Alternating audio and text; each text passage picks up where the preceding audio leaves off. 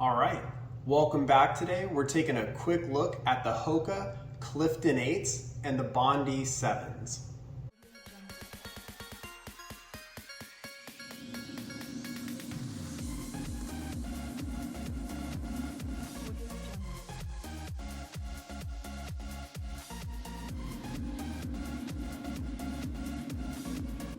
All right, so today, as I was saying, we're taking a look at the Clifton 8s, which I have in a women's size 8, and then we are looking at the Bondi 7s, which I have in a men's size 11. So I wanted to kind of do a quick comparison between these two shoes and let you know really who each of these shoes is kind of for. So as you can tell, with the Clifton 8s that we have here, this is just kind of a quick look at the style of the shoe. Then over here we have the men's Bondi 7s.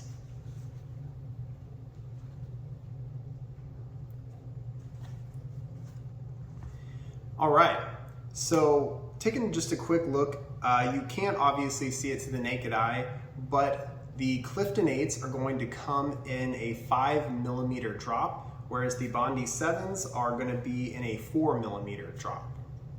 So both of these are actually stability shoes. They're both neutral set, but the differences start to come into play when we look at what the type of shoes are and who they're for. Now both of them have Hoka's proprietary EVA foam.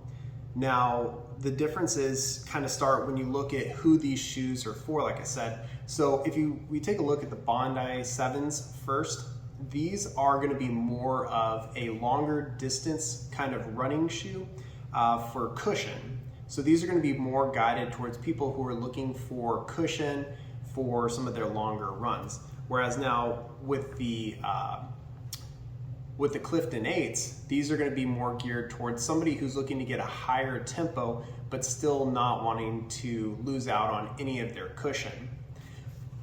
So some of the things that I noticed with these two different shoes is I actually have a pair of the Bondi 6s, which I have worn now for approximately about 100 miles or so. I have my likes and dislikes about them, so I want to kind of jump into the 7 first and kind of let you know what I see is a little bit of some of the differences from my Bondi 6s to the 7s. So I'll bring the 6s up real quick just as a comparison. So this is mine. As you can tell, there's a little bit of difference in style in the shoes. They went with a different pattern here, whereas it was like a horizontal kind of stripe, and where they now went with like a vertical stripe, obviously for aesthetics. Looking across the top, they have a little bit more ventilation than the 6s. Both of them have kind of like the stretchy material for the laces. I'll get into that in a second about my pros and cons. The tongue is more cushioned on the 7s than they are on the 6s. And then the heel cup appears to be more cushioned as well. So it looks like they have more of a cushion on the 7s than they did on the 6s. Basically, as far as style is concerned, really nothing changed on the soles. Basically, they have the exact same tread pattern, the same amount of rubber coverage. So I don't really think a whole lot changed in that respect. But now just jumping into the Bondi 7s by themselves, really, it's a great shoe. There's a lot of cushion in it. This is Hoka's kind of standout one for their more plush running style. So if you're looking to get the most cushion out of it, this is going to more or less be the shoe that you're going to be looking to go grab. Now I don't have a pair of the Cliftons right now that I can actually show you, but just going into the Cliftons by themselves, as you can see, the Cliftons kind of have more of this Achilles arc here. So it's, like I said, more geared towards tempo running and stuff like that, so that you have less heel slippage. And just when you feel on the inside, that cushion comes down far enough to really lock in your heel, so you don't have to really worry about it slipping out. Whereas with my Bondi 6s, I noticed that I did have heel slippage, but with the 7s, it feels like they put that cushion further down to actually help reduce the slippage in the shoe. So moving along with the Cliftons, basically they call it like one of the perks on this shoe is that it has a crash pad, obviously for more stability landing, so across the front of the shoe. They also have the engineered mesh, which is similar to what we have on the Bondis, just a different pattern of mesh across the top. And so really, I mean, this is a great looking shoe.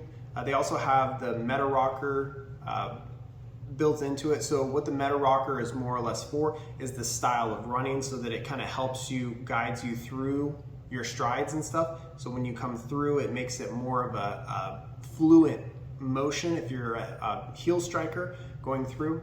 So it has the Meta Rocker style built into this. So bringing up both of our shoes again so you can kind of see them side by side. Obviously, these are geared for two different people. Your Bondi is going to be a high cushion for people looking for tempo runs, cushion for a long distance, and something that is basically an everyday runner. The Cliftons are now built, you can use these obviously as an everyday runner, but these are more built for going a little bit faster, maybe those high tempo runs, or not the high tempo runs, but like a mid tempo run for those long distances if you're trying to do long distance training. This is a great shoe. So I want to talk about some of the advantages and disadvantages on these versions versus their previous version. I'll go over some of the advantages real quick. What I noticed with Bondi 7s is these appear to have a slightly wider toe box, which was one of my complaints with my 6s, is that it didn't feel like it gave me enough space in the shoe. So I believe Hoka actually made an improvement in that respect to actually widen the toe box. And I believe there's a little more cushion that's actually been put into the version 7.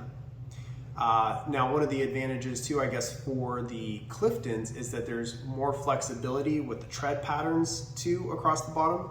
So if we go back and we look at what Clifton came out with, what Hoka came out with the Clifton 7s, is that it was more on the outer side of the sole about where that rubber was for the protection. Now they've kind of gone with a diagonal one across the foot, which allows for more flexibility when you're running in the shoe. So that is a positive. Also, the fact that now more rubber across the bottom is not going to eat away as quickly at this EVA foam on the bottom. This is a really, really soft foam. So that is what gives Hoka such an advantage over other shoes, is this foam, this really soft cushioned fill. But they also have to protect it with that rubber. So the addition of the lateral coming across the foot and the more rubber that they've used in the shoe seems to be a worthwhile advantage for the longevity of the shoe. So both of these right now at the time of filming have different price points. If you're going to go with the Bondi 7s, these are now currently retailing for about $160 on the website, whereas the Cliftons are retailing for $140. So depending on what type of runner you are and what type of shoe you're actually looking for, these are going to kind of fit into different niches in your training style. This is going to be more, the Bondi is going to be more for your cushioned, longer runs that you want to get more of a plush run out of. I really did enjoy that in my 6s. There is a lot of cushion. I believe that the upgrades in the 7 are really worthwhile. I really like some of these changes that they've made. But if you do find the 6s for a lower price, they're not a bad shoe. But I really do like the changes that Hoka has made in the 7s and think that this should be a really great shoe for those looking for a very cushioned run.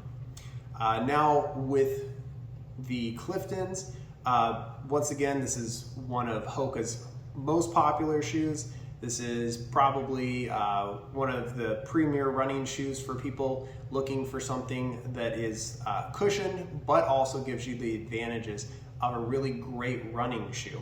So all in all, this is the Clifton 8s and the Bondi 7s. I really hope you guys like the review. If you guys have tried either one or have experience with past Hoka shoes, please share your comments below. Leave any questions that you might have, and I look to see you guys back on the next one.